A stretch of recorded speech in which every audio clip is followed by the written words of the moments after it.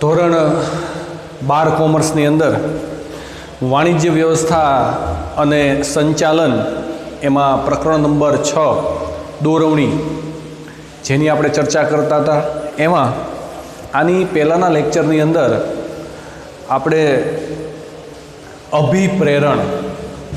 અભિપ્રેરણ એટલે શું અને એની લાક્ષણિકતાઓ જે છે એના વિશે આપણે ચર્ચા કરી હતી. હવે અહીંયા માસ્લોની જરૂરિયાતોનો અગ્રતાક્રમ, કોઈ પણ માણસ છે એને મુખ્યત્વે 5 પ્રકારની જરૂરિયાત હોય.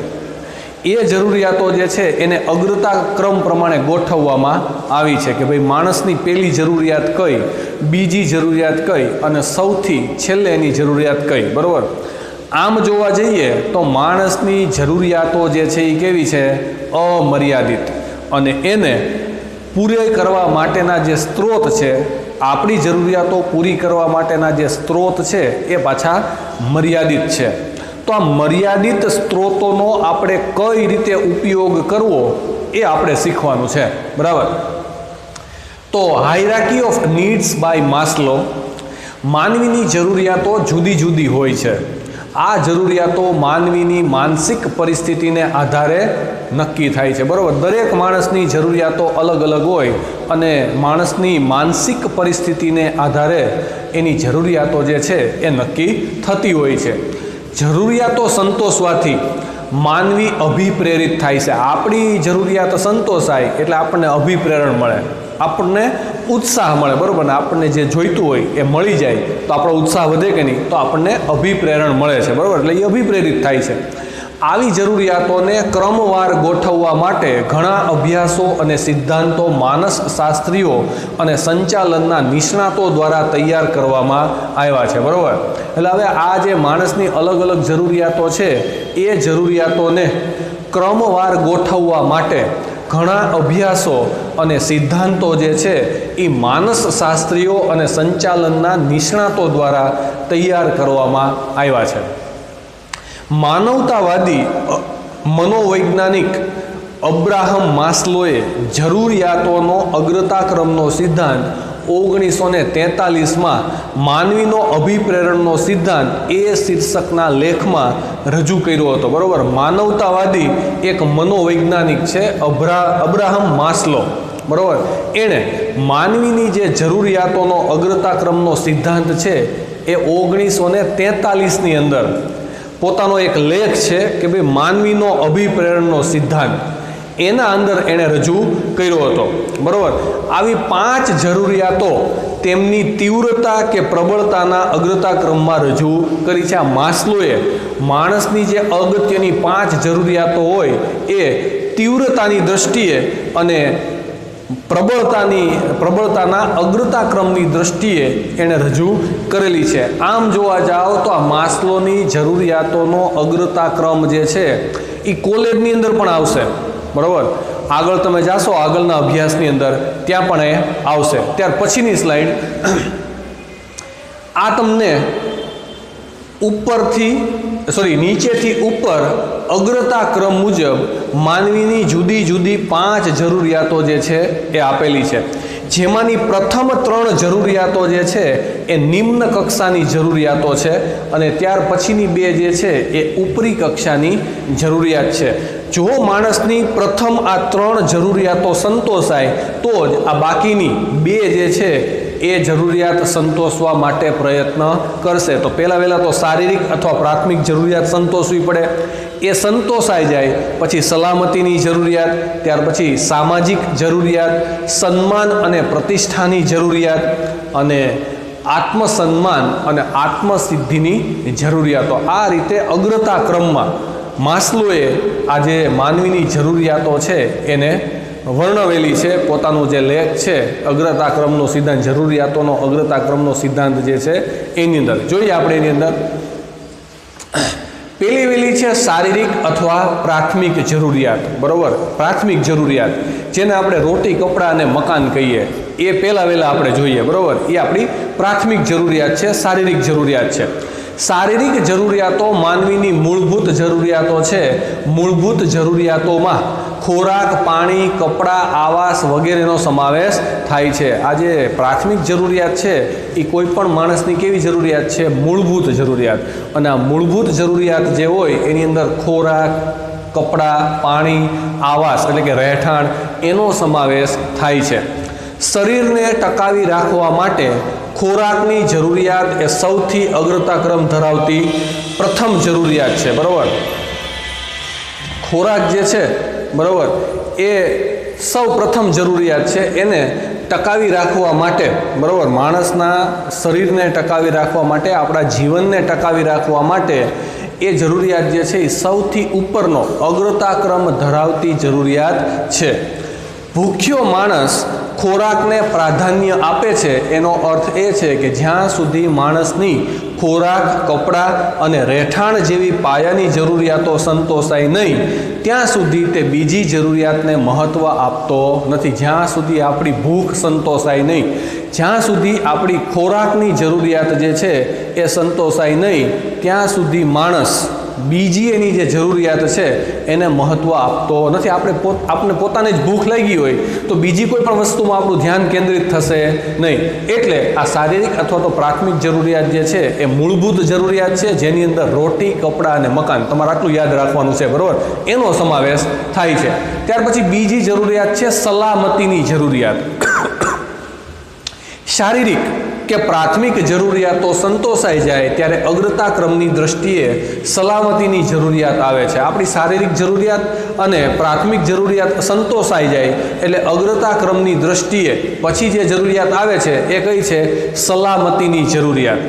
અહીં શારીરિક સલામતી, આપણે જે જગ્યાએ રહેતા હોય બરાબર ત્યાં આપણી સલામતી હોવી જોઈએ બરાબર, કોઈ પણ પ્રકારનો ભય કે ડર હોવો જોઈએ નહીં. નોકરીની સલામતી, જે જગ્યાએ કામ કરતા હોય બરાબર તો ત્યાં આપણી નોકરીની સલામતી હોવી જોઈએ, કોઈ આપણને ના ન પાડી શકવું જોઈએ. જોખમો સામે રક્ષણ ઉપરાંત પગારની નિયમિતતાનો સમાવેશ થાય છે. જે જગ્યાએ આપણે કામ કરતા હોય ત્યાંનું જોખમ, પગારની નિયમિતતા બરાબર, પગારની નિયમિતતા હોવી જોઈએ. દર મહિનાની 1 તારીખે અથવા તો 1 થી 5 તારીખની અંદર આપણો નિયમિત પગાર પણ થઈ જતો હોવો જોઈએ, જેથી કરી અને આપણી જરૂરિયાત જે છે એ આપણે સંતોષી શકીએ. આ માટે માણસ શું કરે છે? સલામતીની જરૂરિયાત સંતોષવા માટે વીમો લેવો, બેંક કે પોસ્ટ ઓફિસમાં બચત ખાતું ખોલાવવું વગેરે જેવા કાર્યો કરે છે. અને આવી સલામતી માનસિક શાંતિ માટે જરૂરી બને છે બરાબર. તમારે તમારી સલામતી માટે વીમો લેવો પડે, બેંકની અંદર બચત ખાતું ખોલાવવું પડે. માની લો કે ભવિષ્યની અંદર આપણી આવક બંધ થઈ તો આપણે જે બચત કરેલી છે એમાંથી આપણો જીવન નિર્વાહ ચાલી શકે, એટલા માટે બચત કરવી પણ જરૂરી છે. આવા બધા કાર્યો કરવાથી માણસ સલામતી અનુભવે છે અને માનસિક શાંતિ માટે આ કરવું જરૂરી છે. ત્યાર પછી ત્રીજી જરૂરિયાત છે સામાજિક જરૂરિયાત. જ્યારે સલામતીની જરૂરિયાતો સંતોષાઈ જાય પછી સામાજિક જરૂરિયાતોનો ક્રમ આવે છે, જેમાં લાગણી અને પ્રેમનો સમાવેશ થાય છે. માણસ છે એ સામાજિક પ્રાણી છે. આપણી સલામતીની જરૂરિયાત સંતોષાઈ જાય એટલે ત્રીજા ક્રમે અગ્રતા ક્રમ અનુસાર શેની જરૂરિયાત આવે છે? સામાજિક જરૂરિયાત. માણસ સામાજિક પ્રાણી છે. માણસ જે છે એ જીવંત વ્યક્તિ છે એટલે એને પ્રેમ અને લાગણી જેવું હોય બરાબર, પોતાનું સ્વમાન હોય બરાબર, બીજા પ્રત્યે એને લાગણી હોય. તેના પોતાના પરિવાર, સગા સંબંધીઓ, મિત્રો અને સમાજ તરફથી લાગણી અને પ્રેમ મળે તેવું તે હંમેશા ઈચ્છતો હોય છે. કોઈ પણ માણસ છે એને પોતાના મિત્ર મંડળમાંથી, પોતાના સગા સંબંધીમાંથી કે પોતાનું જે પરિવાર છે બરાબર એના જે સભ્યો છે, પરિવારના સભ્યો તરફથી પ્રેમ અને લાગણી મળે એવું એ ઈચ્છતો હોય છે બરાબર. આવી જરૂરિયાતોમાં પરિવારના સભ્યો દ્વારા, મિત્રો, સગા સંબંધીઓ દ્વારા તેમજ કાર્યસ્થળે તેના સહકર્મચારીઓ દ્વારા અને સમાજના લોકો દ્વારા સ્નેહ અને આદર પામે તેવી જરૂરિયાત તે અનુભવે છે બરાબર. એટલે એ જે જગ્યાએ કામ કરતો હોય ત્યાં એના સહકર્મચારીઓ હોય એટલે કે એની સાથે કામ કરતા કર્મચારીઓ હોય, પોતાના મિત્રો હોય, પોતાના સગા સંબંધીઓ હોય, આડોશ પાડોશમાં રહેતા વ્યક્તિઓ હોય, એના તરફથી એને પ્રેમ અને લાગણી મળે, સમાજના લોકો દ્વારા એને સ્નેહ મળે, આદર મળે, માનપાન મળે, એવી એ ઈચ્છા રાખતો હોય છે. એટલે આ છે સામાજિક જરૂરિયાત. બરોબર, દરેક માણસની આપણને જરૂર પડે, આપણે એકલા કાંઈ કરી શકીએ નહીં, એટલે સામાજિક સમાજની આપણને જરૂર પડશે. બરોબર, તો એ સામાજિક જરૂરિયાત. તો આ ત્રણ જે હતી પેલી, બરોબર, પેલી હતી પ્રાથમિક જરૂરિયાત, પછી સલામતીની જરૂરિયાત, અને ત્રીજી જે છે એ કઈ હતી? સામાજિક જરૂરિયાત. આ ઉતરતી કક્ષાની જરૂરિયાતો છે. બરોબર, બહુ નિમ્ન કક્ષાની જરૂરિયાતો છે. પેલા અહીંયા સુધી તમે પહોંચો ત્યાર પછીની આગળની જે જરૂરિયાત છે એ ઉદ્ભવે. બરોબર, તો પહેલાં તો પેલી ત્રણ નિમ્ન કક્ષાની જે જરૂરિયાતો માણસની સંતોષાઈ જાય, ત્યાર પછી આ ચોથા નંબર ઉપર જે આવે છે એની જરૂરિયાત ઊભી થાય. સન્માન અને પ્રતિષ્ઠાની જરૂરિયાતો. ઉપરોક્ત 1 થી 3 જે આપણે 3 જોઈ ગયા એ નિમ્ન કક્ષાની જરૂરિયાતો હતી. સન્માન અને પ્રતિષ્ઠાની જરૂરિયાતોને હોદ્દાની જરૂરિયાત કે ઉપરી કક્ષાની જરૂરિયાત તરીકે પણ ઓળખવામાં આવે છે. સન્માન અને પ્રતિષ્ઠાની જે જરૂરિયાત છે એને હોદ્દાની જરૂરિયાત અથવા તો ઉપરી કક્ષાની જરૂરિયાત તરીકે પણ એને ઓળખવામાં આવે છે. વ્યક્તિ પોતાની જાતનું ઊંચું મૂલ્યાંકન કરે, સાથી કર્મચારીઓ કે અધિકારીઓ પોતાને માન આપે, તેની પ્રતિષ્ઠામાં વધારો થાય એવી ઈચ્છાઓ કર્મચારીઓમાં જન્મે અને તે પ્રાપ્ત કરવાની તેની ઝંખના વધે છે. ટૂંકમાં સમાજમાં સન્માન, આત્મવિશ્વાસ, પ્રતિષ્ઠા અને ઊંચા હોદ્દાની પ્રાપ્તિ વગેરેની જરૂરિયાતો આ ક્રમમાં આવે છે. બરોબર, સન્માન અને પ્રતિષ્ઠાની જરૂરિયાતમાં શું હોય કે ભાઈ આપણે હોદ્દાની જરૂરિયાત, જે સ્થળે, જે કામના સ્થળે આપણે કામ કરતા હોય ત્યાં પહેલાં આપણે સુપરવાઇઝર તરીકે જોડાણા હોય તો આપણી ઈચ્છા એવી હોય કે સુપરવાઇઝરમાંથી આપણે મેનેજર બનીએ, મેનેજરમાંથી જનરલ મેનેજર બનીએ. આવું કરવાથી આપણો હોદ્દો વધશે, આપણું માન સન્માન વધશે, આપણા કર્મચારીઓ જે છે એની અંદર પ્રતિષ્ઠામાં વધારો થશે, સમાજ જે છે એ આપણને સારી એટલે કે પ્રતિષ્ઠાની નજરે આપણને જોશે. બરોબર, આપણને સન્માન એ લોકો આપશે. એટલે આવી બધી ઈચ્છાઓ જે છે એ કર્મચારીઓમાં ઉદ્ભવે છે. ટૂંકમાં વધારેમાં વધારે આપણને સન્માન લોકો તરફથી મળે, આત્મવિશ્વાસ આપણો વધે, પ્રતિષ્ઠાની અંદર વધારો થાય અને ઊંચા હોદ્દાની પ્રાપ્તિ થાય, નીચા હોદ્દામાંથી ઊંચા હોદ્દાની પ્રાપ્તિ થાય. આ એક જરૂરિયાતો જે છે એ સન્માન અને પ્રતિષ્ઠાની જરૂરિયાત છે. ત્યાર પછીની છેલ્લી છે આત્મસન્માન અને આત્મસિદ્ધિની જરૂરિયાત. આત્મસન્માન, આપણું પોતાનું સન્માન અને આપણી આત્મસિદ્ધિ, જે કામ આપણે કરીએ છીએ એ કામની અંદર આપણીથી આગળ કોઈ હોવું જોઈએ નહીં.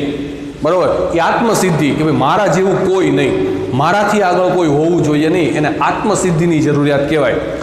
માનવીની ઉપરોક્ત ચારે પેલી જે 4 જરૂરિયાતો છે એ સંતોષાઈ જાય ત્યારબાદ વ્યક્તિ આત્મસિદ્ધિ કે આત્મદર્શન પ્રાપ્ત કરવા મથે છે. આપણી જે પહેલાની 4 જરૂરિયાતો સંતોષાઈ જાય ત્યાર પછી આત્મદર્શન અથવા તો આત્મસિદ્ધિ જે છે એ પ્રાપ્ત કરવા માટે મથે છે. પ્રત્યેક વ્યક્તિ હંમેશા સિદ્ધિના શિખરો સર કરી ટોચ ઉપર બિરાજવા ઈચ્છતી હોય છે. દરેકે દરેક માણસની એવી ઈચ્છા હોય કે જે ક્ષેત્રની અંદર છે એ ક્ષેત્રની અંદર ટોપ ઉપર, સૌથી ટોચ ઉપર એ જ હોય, એનાથી નીચે બધા હોવા જોઈએ, એનાથી ઉપર કોઈ હોવું જોઈએ નહીં. આવી જરૂરિયાત ઉદ્ભવે. બરાબર ને? પોતાના કાર્યક્ષેત્રમાં પોતાનું નામ ગર્વથી અને સર્વોચ્ચ કક્ષામાં લેવાય અને પોતાના કાર્યક્ષેત્રમાં પોતાની પ્રવીણતાનો મહિમા ગવાય એવી ઈચ્છા, એટલે આત્મસિદ્ધિની જરૂરિયાત. પોતે જે કાર્યક્ષેત્રમાં કામ કરે છે ત્યાં એનું નામ જે છે એ ગર્વથી લેવાય. બરાબર,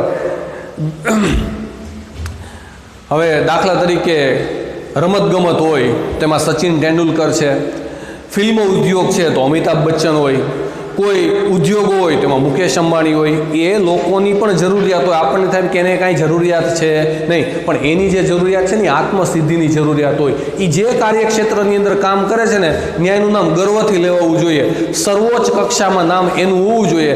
એ જે લેવલે કામ કરે છે એ લેવલે એ વિભાગની અંદર કે એ ક્ષેત્રની અંદર કોઈ કામ કરી શકવું જોઈએ નહીં. બરાબર, અને પોતે જે કાર્યક્ષેત્રની અંદર છે ત્યાં એના જ ગુણગાન ગવાય, પોતાની જ પ્રવીણતાનો મહિમા થાય, બરોબર, એવી ઈચ્છા જે છે એને શું કહેવાય? આત્મસિદ્ધિની જરૂરિયાત. દાખલા તરીકે તબલા વાદનમાં ઝાકીર હુસેન, સંતૂર વાદનમાં શિવકુમાર શર્મા, ક્રિકેટ ક્ષેત્રની અંદર સચિન તેંડુલકર, અભિનય ક્ષેત્રમાં અમિતાભ બચ્ચન અને સંગીત ક્ષેત્રમાં લતા મંગેશકર. આ બધા જે છે એને કાંઈ પૈસાની ખામી છે નહીં. એમ છતાં પણ હજી એની છેલ્લી જરૂરિયાત શું હોય? આત્મસિદ્ધિની જરૂરિયાત. એ જે તે ક્ષેત્રની અંદર કામ કરે છે એ ક્ષેત્રની અંદર એનો જ મહિમા ગવાય, એ જે જગ્યાએ છે એનાથી આગળ કોઈ હોવું જોઈએ નહીં. તો આ જે 5 હતી એ શું હતી?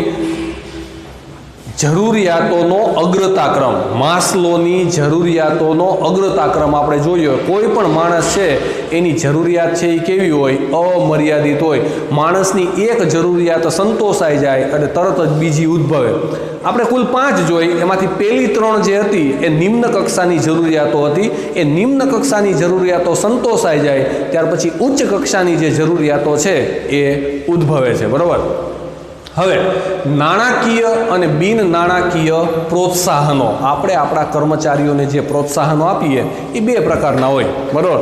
નાણાકીય એટલે કે નાણાંના સ્વરૂપમાં વળતર જે છે એ નાણાંમાં આપવામાં આવે અને પ્રોત્સાહન જે છે એ નાણાંમાં આપવામાં આવે એ, અને બિન નાણાકીય નાણાં સિવાયના અન્ય પ્રોત્સાહનો જે છે એ પણ એને આપવામાં આવે. આપણે અહીંયા જોઈએ કે ભાઈ કર્મચારીઓની તેમના કાર્ય પ્રત્યેની અભિરુચિ જળવાઈ રહે તેમજ તેમની કાર્યક્ષમતામાં સતત વધારો થાય તે ઉદ્દેશથી એકમો તેમના કર્મચારીઓને વધુ કાર્ય કરવાની પ્રેરણા પૂરી પાડે છે અને આ પ્રેરણાને પ્રોત્સાહન તરીકે ઓળખવામાં આવે છે. કર્મચારીઓને પોતાના કામની અંદર રુચિ જળવાઈ રહે, કર્મચારીઓને પોતાના કામની અંદર રસ કેળવાય, એની કાર્યક્ષમતાની અંદર વધારો થાય એટલા માટે કર્મચારીઓને એના જે ઉપરી અધિકારીઓ છે એ પ્રેરણા પૂરી પાડે છે અને આ પ્રેરણા જે છે એને પ્રોત્સાહન તરીકે ઓળખવામાં આવે છે. Incentive means which incites or has a tendency to incite action. પ્રોત્સાહિત કામગીરીને પ્રોત્સાહિત કરવાની પ્રવૃત્તિ કરે છે. પ્રોત્સાહન જે છે એ શું છે? તો કે પ્રોત્સાહન જે છે એ કામગીરીને પ્રોત્સાહિત કરવાની કામગીરી કરે છે. પ્રોત્સાહનો કર્મચારીઓના ઉત્સાહમાં વધારો કરે છે. તમે અલગ અલગ પ્રકારના પ્રોત્સાહનો આપો એટલે કર્મચારીઓના જોમ અને જુસ્સામાં વધારો થાય, એની કાર્યક્ષમતામાં પણ વધારો થાય. કર્મચારીઓને તેમના લક્ષ્ય સુધી પહોંચવામાં મદદરૂપ થાય છે અને પ્રોત્સાહનો જે છે એ 2 પ્રકારના હોય, બરાબર. કર્મચારીઓને પોતાના લક્ષ્ય સુધી પહોંચવું હોય, એને જે કામ સોંપવામાં આવ્યું છે સરળતાથી પાર પાડવું હોય તો એને પ્રોત્સાહન આપવા જરૂરી છે અને આવા પ્રોત્સાહનો જે છે એ 2 પ્રકારના હોય છે, નાણાકીય અને બિન નાણાકીય. એમાં પહેલું છે નાણાકીય પ્રોત્સાહનો. નાણાકીય પ્રોત્સાહનો આવડત અને કુનેહ ધરાવતા કર્મચારીઓ કે કામદારો માટે વરદાન સમાન છે. નાણાકીય પ્રોત્સાહનો જે છે એ જે ખરેખર કામ કરે છે, આવડતવાળા છે, કુનેહવાળા છે, બુદ્ધિશક્તિવાળા કર્મચારીઓ જે છે એના માટે એ વરદાન સ્વરૂપ છે નાણાકીય પ્રોત્સાહનો. કેમ?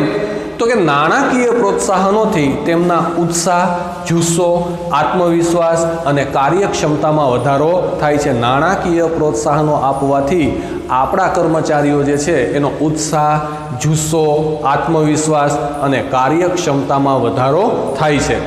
કર્મચારીઓની આર્થિક સલામતી અને સામાજિક મોભો વધે છે. આપણા કર્મચારીઓની આર્થિક સલામતી, આવક થાય એટલે એ પણ વધે અને સમાજની અંદર એનો માન અને મોભો જે છે એની અંદર પણ વધારો થાય છે.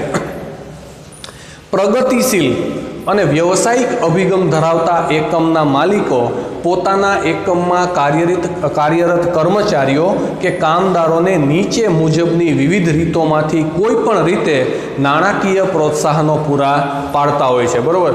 પ્રગતિશીલ અને વ્યવસાયિક અભિગમ ધરાવતા હોય એવા એકમના જે માલિકો છે એ પોતાના એકમની અંદર કામ કરતા જે કર્મચારીઓ છે એને અલગ અલગ રીતથી કોઈ પણ એક રીતે એ નાણાકીય પ્રોત્સાહનો પૂરા પાડતા હોય છે. નાણાકીય પ્રોત્સાહનો આપવાથી કર્મચારીઓનો જોમ અને જુસ્સો વધે છે અને એની કાર્યક્ષમતામાં વધારો થાય છે. તો હવે આ નાણાકીય પ્રોત્સાહનો કેવા પ્રકારના હોય એ આપણે એક પછી એક જોઈએ. એમાં પહેલું છે નફામાં ભાગ.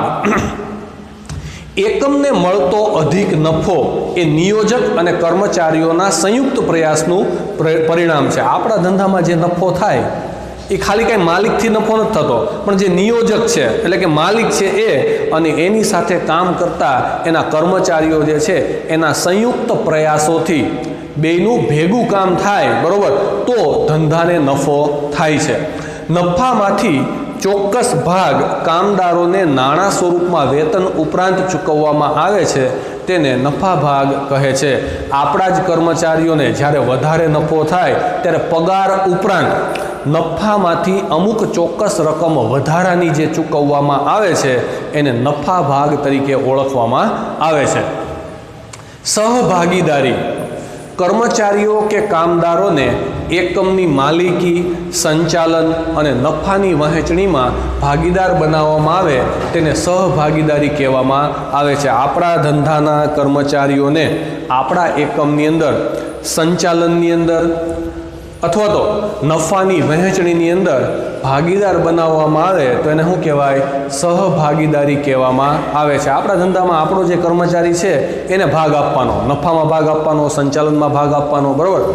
કર્મચારીઓ કે કામદારો એકમના સહભાગીદાર બનવાથી એકમના માલિકોને ઉત્પાદન વૃદ્ધિ અને ઔદ્યોગિક શાંતિ પ્રાપ્ત કરવાનું સરળ બને છે. આપણા જ કર્મચારીઓને આપણા એકમની અંદર ભાગીદાર બનાવી દો અથવા તેને ભાગીદાર આપી દો, બરાબર, તો એ એકમના માલિકો જે છે એને ઉત્પાદન વૃદ્ધિ અને ઔદ્યોગિક શાંતિ પ્રાપ્ત થાય. કેમ? તો કે હવે તમે ભાગીદારી આપી, બરાબર, તમારા કર્મચારીને, એટલે એ માલિક જેવું જ કામ કરશે, એ પોતાનું માની અને વધારે કામ કરશે, એટલે જે મૂળ માલિક છે એને ઔદ્યોગિક શાંતિ મળશે અને બીજી કોઈ ચિંતા કરવી પડશે નહીં. બઢતી. કર્મચારીઓને તેમના વર્તમાન હોદ્દા ઉપરથી ઊંચા લાભદાયી હોદ્દા ઉપર મૂકવાની પ્રક્રિયાને બઢતી કહે છે. આપણા કર્મચારીઓ જે છે એને પોતાના મૂળ હોદ્દા ઉપરથી ઉપરના હોદ્દા ઉપર, લાભદાયી હોદ્દા ઉપર મૂકવાની જે પ્રક્રિયા છે એને બઢતી કહેવામાં આવે છે. જેથી કર્મચારીઓની સત્તા, જવાબદારી, ફરજો અને વેતનમાં વધારો થાય છે, બરાબર. બઢતી આપવાથી આપણા કર્મચારીઓની સત્તામાં વધારો થાય, જવાબદારી, ફરજો અને વેતનની અંદર પણ વધારો થાય છે. બઢતીને કારણે કર્મચારીની કાર્યશક્તિ અને જુસ્સામાં વધારો થાય છે. બઢતીને લીધે શું થાય? તો કે આપણો કર્મચારી જે છે એની કાર્યશક્તિ અને એનો જે જુસ્સો છે એની અંદર વધારો થાય છે. બોનસ. વર્ષના અંતે નક્કી થતા નફામાં કામદારોનું પ્રદાન હોય છે, બરાબર. વર્ષના અંતે જે નફો થાય એમાં આપણા જે કામદારો હોય ને એનું પ્રદાન હોય. કામદારોએ કામ કર્યું હોય એના હિસાબે આપણે નફો થયો હોય. આથી બોનસના કાયદા પ્રમાણે દર વર્ષે ગણાતા નફામાં અમુક ટકા કર્મચારીઓને વર્ષના અંતે બોનસ સ્વરૂપે ચૂકવાય છે. જે નફો થયો હોય એ નફામાંથી અમુક ટકા બોનસનો જે કાયદો હોય એ કાયદા પ્રમાણે આપણા કર્મચારીઓને નફામાંથી બોનસ આપવામાં આવે છે, એટલે એને પ્રોત્સાહન મળે છે. ત્યાર પછી છે કમિશન. એકમના માલિકો વેચાણ વધારવાના હેતુથી વેચાણ સાથે સંકળાયેલા કર્મચારીઓ માટે અલગ અલગ વેચાણ લક્ષ્યાંકો અને આ લક્ષ્યાંકોના સંદર્ભમાં અલગ અલગ કમિશન દર નક્કી કરે છે, બરાબર. એકમના માલિકો જે છે એ શું કરે? વેચાણ વધારવા માટે આપણા જે કર્મચારીઓ છે, બરાબર, વેચાણ સાથે જે સંકળાયેલા કર્મચારીઓ છે એટલે કે સેલ્સમેન, તો એને અલગ અલગ વેચાણ લક્ષ્યાંકો અને આ લક્ષ્યાંકોના સંદર્ભમાં એને અલગ અલગ કમિશન દર નક્કી કરે છે કે ભાઈ જેટલું વેચાણ વધારે કરે એને એ વેચાણના પ્રમાણમાં એને કમિશન ચૂકવવામાં આવે, બરાબર. પગાર તો હોય જ, પણ જેટલું વધારે વેચાણ થાય એટલું એને કમિશન, એટલે શું થાય? વેચાણ છે એ વધે. વેચાણ સાથે સંકળાયેલા કર્મચારીઓને સિદ્ધ કરેલ વેચાણ મુજબ એકમના માલિક તરફથી તેઓને પ્રોત્સાહન સ્વરૂપે નાણાકીય વળતર ચૂકવવામાં આવે છે, જેને કમિશન કહે છે. કર્મચારીઓ જે કાર્યસિદ્ધિ પ્રાપ્ત કરે, જે લક્ષ્યાંકો હાંસલ કરે એના સંદર્ભમાં માલિક તરફથી એને પ્રોત્સાહન સ્વરૂપે નાણાકીય વળતર જે ચૂકવવામાં આવે એને શું કહેવાય? કમિશન કહેવામાં આવે છે. સામાન્ય રીતે વેચાણ સાથે સંકળાયેલા કર્મચારીઓ હોય, આપણા સેલ્સમેન હોય, એને કમિશન ચૂકવવામાં આવે. પછી ઇનામો. એકમમાં કામ કરતા કર્મચારીઓ કે કામદારોની અસાધારણ કામગીરી કે કાર્યશૈલીને ધ્યાનમાં લઈને એકમની વાર્ષિક સભા, સંમેલન કે વિશિષ્ટ સમારંભ યોજી એકમના માલિક તરફથી જે તે કર્મચારી કે કામદારને તેની સેવા બદલ રોકડ પુરસ્કાર, પ્રમાણપત્ર અને ચંદ્રક આપી જાહેરમાં સન્માનિત કરવામાં આવે તો કર્મચારીનો જુસ્સો, ધગશ અને કાર્યક્ષમતામાં વધારો થાય છે. બરોબર. આપણા એકમમાં કામ કરતા જે કર્મચારીઓ છે એણે અસાધારણ કામગીરી કરી હોય, એને જે લક્ષ્યાંક આપવામાં આવ્યું હોય એ લક્ષ્યાંક એણે અડધા જ સમયની અંદર પૂરું કર્યું હોય તો આવા કર્મચારીઓ જે છે એની કાર્યશૈલી, કાર્ય પ્રણાલિકાને ધ્યાનમાં લઈ આપણા એકમની ધંધાની વાર્ષિક સભા હોય અથવા તો કોઈ વિશિષ્ટ સમારંભનું આયોજન કરવામાં આવે. બરાબર.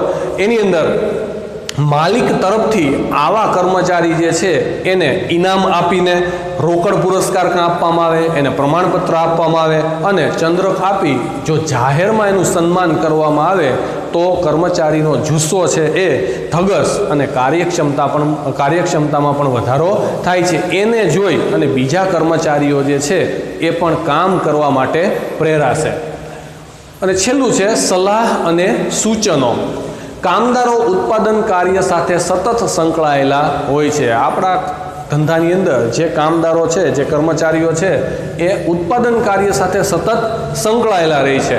તેઓ ઉત્પાદન પ્રક્રિયાને વધુ સારી અને કાર્યક્ષમ બનાવવા સલાહ અને સૂચનો એકમના માલિકોને આપે છે. આપણા કર્મચારીઓ જે છે, બરાબર, એ આપણને એટલે કે એના માલિકોને ઉત્પાદન વધારવા માટે સલાહ અને સૂચનો આપતા હોય છે. બરાબર.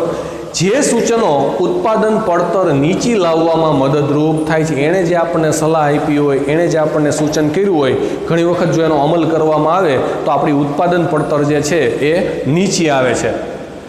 આવી સલાહ અને સૂચનો આપવા માટે કર્મચારીઓને નાણાકીય પ્રોત્સાહનો આપવામાં આવે છે. અને સલાહ આપવાથી જો ખરેખર ધંધાને ફાયદો થયો હોય, જો ખરેખર ધંધાને નફો થયો હોય તો આપણા કર્મચારી જે છે એને નાણાકીય પ્રોત્સાહન આપવામાં આવે છે. તો આપણે વાત કરી નાણાકીય પ્રોત્સાહનોની. હવે પછીના લેક્ચરની અંદર બિન નાણાકીય પ્રોત્સાહનો જે છે એની આપણે ચર્ચા કરશું.